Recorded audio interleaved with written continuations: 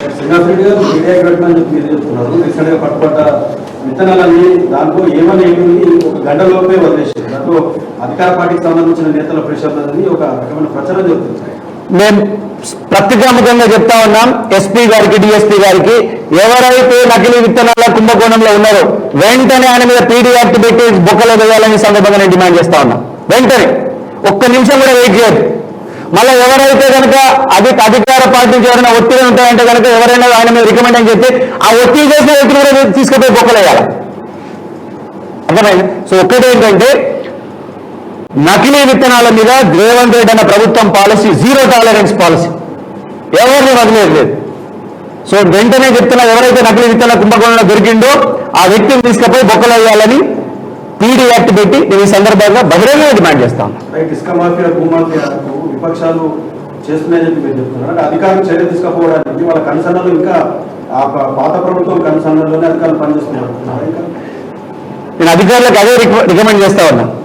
ఇసుక మాఫియా వెనకాల పాయశంకర్ గారి కొడుకు, జోగి రామన్న గారి కొడుకు ఇద్దరు ఉన్నారు. అధికారులు ఎవరు కూడా ఎమ్మెల్యేకు భయపడకుండా, ఎమ్మెల్యే ఒత్తిడికి లోను కాకుండా ఎవరైతే ఇసుక మాఫియా వెనకాల ఉన్నారో వాళ్ళ మీద కఠినమైనటువంటి చర్యలు తీసుకుని బుక్కలో వేయాలని ఈ సందర్భంగా డిమాండ్ చేస్తా ఉన్నాం. ఇసుక మీద కూడా జీరో టాలరెన్స్ పాలసీ. ఇసుక అనేది ప్రజల సంపద, అది ప్రజల యొక్క సంక్షేమానికి వాడాల్సింది.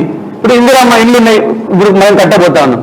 దానికి ఆ లోపే ఇసుక కొరత సృష్టించాలని కొన్ని శక్తులు కుట్రపడినాయి. ఇప్పుడు వచ్చే నెల నుంచి ఇందిరమ్మ ఇల్లు 5 లక్షల ఒక ఇల్లు చొప్పున పథకం ప్రారంభం కాబోతా ఉన్నాయి. దానికి ఇసుక దొరకకుండా ఇప్పుడున్నటువంటి పాయశంకర్ వాళ్ళ కుటుంబ సభ్యులు, జోగిరామన్న కుటుంబ సభ్యులు కుట్ర పన్నుతా ఉన్నారు. సో అధికారులు నేను అప్రమత్తం చేస్తా ఉన్నా.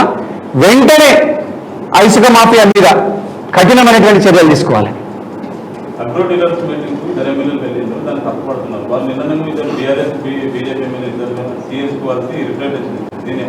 ఒకటి, ఆగ్రో డీలర్లని మరి పాయల్ శంకర్ యొక్క గలీజ్తనం అందరికి తెలిసిందే.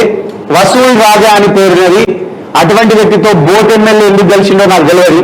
కానీ ఖచ్చితంగా నేను నమ్ముతా ఉన్నా, ఆగ్రో డీలర్లని బెదిరించి వాళ్ళ దగ్గర డబ్బులు వసూలు చేసేటువంటి ప్రణాళిక వేస్తున్నాడు పాయల్ శంకర్ అని నాకు సమాచారం ఉన్నది. మరి దాంట్లో బోట్ ఎమ్మెల్యే ఎందుకు కూడిందో నాకు తెలియదు. దాని మీద నో కమెంట్. కానీ ఖచ్చితంగా దీంట్లో పాయల్ శంకర్ మాత్రం వసూల్ రాజా ఆగ్రో డీలర్లను బెదిరించి ఈ ఇష్యూని తనకు అనుకూలంగా మార్చుకోవాలని పాయల్ శంకర్ గారి ప్రణాళిక వేస్తున్నట్టు నాకు సమాచారం ఉన్నది.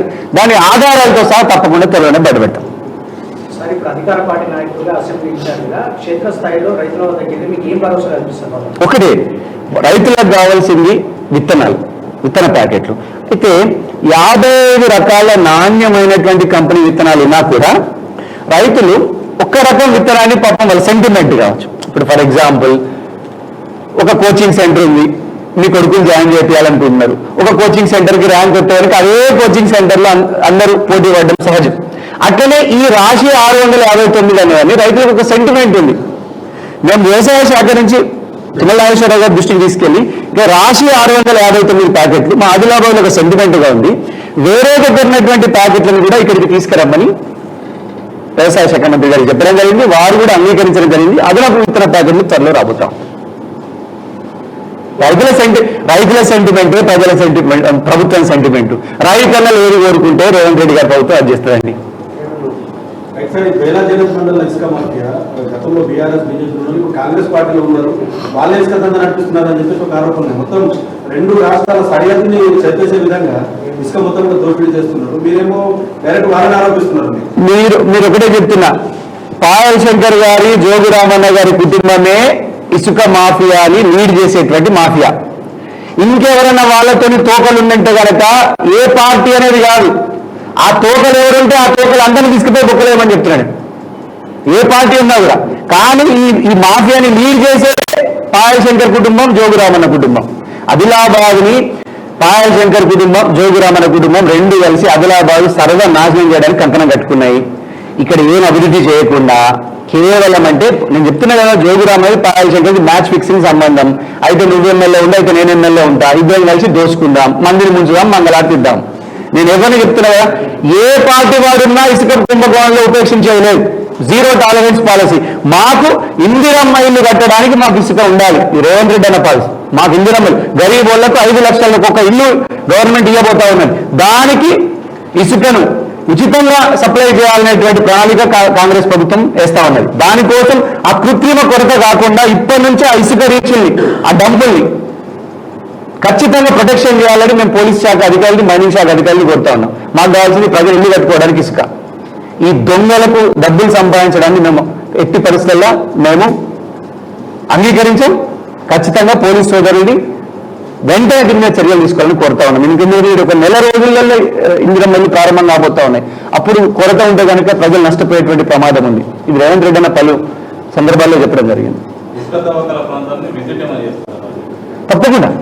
తప్పకుండా ఎలక్షన్ కోడ్ అయిపోయిన వెంటనే కార్యకర్తలతో సహా ఇసుక రీచుల్ని ముట్టగించేటువంటి ప్రణాళిక కూడా వేస్తా ఉన్నాం. తప్పకుండా మాకు ఒకటే అన్న, మీడియా సోదరుల అభిముఖంగా తెలియజేసింది, మన ఆదిలాబాద్కి ప్రజలందరికీ నేను కోరుతా ఉన్నాను, 3500 ఇండ్లు శాంక్షన్ అయినాయి. మన ఆదిలాబాద్ అసెంబ్లీ నియోజకవర్గానికి ఒక్క ఇంటికి 5 లక్షల చొప్పున. మొట్టమొదటిగా ఈ 3500 ఇళ్లకు ఫస్ట్ ఇసుక ఉచితంగా సప్లై చేయాలనేటువంటి కాంగ్రెస్ ప్రభుత్వం ప్రణాళిక. ఇది అయిన తర్వాతనే ప్రభుత్వ టెండర్ల ప్రకారం ఎట్లయితే ఇసుక పాలసీ ఉందో ప్రభుత్వం ప్రకారం ఆ పాలసీని కొనసాగుతుంది. ప్రైవేట్ వ్యక్తులు అక్రమాలు చేసి ప్రజల్ని బెదిరించి భయభ్రాంతులు చేసి ఏదో ప్రజల సొమ్ముని దోసుకుంటామంటే కనుక సాధ్యం కానివ్వం.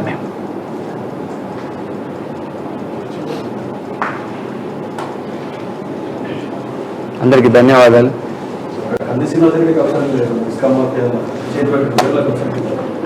ఎవరైనా ఫస్ట్ ఇళ్ళకే అన్న పోతే మిషన్ పెట్టేసి మొత్తం మిషన్లతో ఈ 3000 ఇళ్ళు అయితే ఇళ్ళకైతే అమ్మాయిలన్న, ఇళ్ళకి అందితే సరిహద్దే లేదు. తెలంగాణ మహారాష్ట్ర ఇష్యూ సరిహద్దులు అడగండి. అవును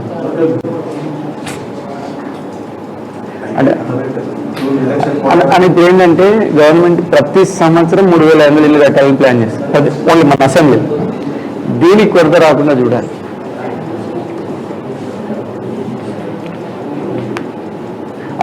అలవాటు అయిపోయింది రామన్న కుటుంబంకు, శంకర్ కుటుంబం అలవాటు అయిపోయింది. వాళ్ళు ప్రజల సొమ్ముని పప్పు బెల్లాలు అనుకుంటారు. పప్పు బెల్లాలు చేసుకొని ఆయనకింత ఈయనకింత అనుకుంటారు. 4వ తారీఖు నాడు మీ అందరికీ గులాలు పూసి, విలేకరులకు కూడా గులాలు పూస్తారు. మీ అందరి ఆశీర్వాదం ఉంటే